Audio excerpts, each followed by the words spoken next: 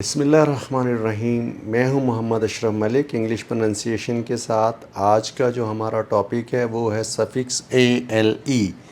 तो ALE जो suffix है ये ब्रिटिश इंग्लिश में हमेशा आल की आवाज़ देगा, आल की आवाज़ देगा। अगर कुछ लफ्ज़ ऐसे हैं जैसे PALE पेल है, BALE बेल है, जो मोनोसिलेबिक वर्ड्स हैं उनमें तो ये इसी तरह ही वो एल की आवाज़ देगा, तो यहाँ पे ये आल की आवाज़ देगा, जबकि नॉर्थ अमेरिकन इंग्लिश में ये एल की आवाज़ देगा।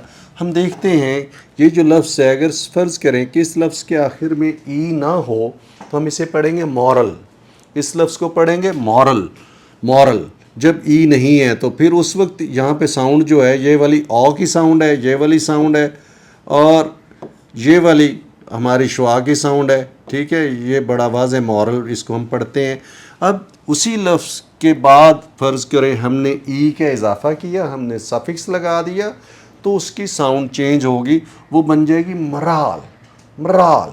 अब देखें वही ओ की साउंड जो ओ थी वो शुआ साउंड में बदल गई, और वहाँ पे जो साउंड थी शुआ साउंड थी वो आ में बदल गई। Now this word is become moral. Moral. और इसी लफ्ज़ को देखें, अगर ई नहीं है तो हम उसे लोकल पढ़ते हैं, तो ई लग गया तो this word is local. Local. और नॉर्थ अमेरिकन इंग्लिश में वो लोकल ही पढ़ा जाएगा। तो ये लफ्ज़ फिर देखें, अगर ई नहीं है तो this word is rational. Rational. तो जब वो लग गया तो रैशनाल बन गया, तो दिस वर्ड इज़ रैशनाल। अब रैशनाल में देखें आप, इसमें भी प्राइमरी स्ट्रेस था, इसमें भी प्राइमरी स्ट्रेस, इसमें भी प्राइमरी स्ट्रेस आया, उसी जगह पे ही है, लेकिन यहाँ पे सेकेंडरी स्ट्रेस भी आ गया है। तो यहाँ पे ये आपको नज़र आ रहा है सेकेंडरी स्ट्रेस।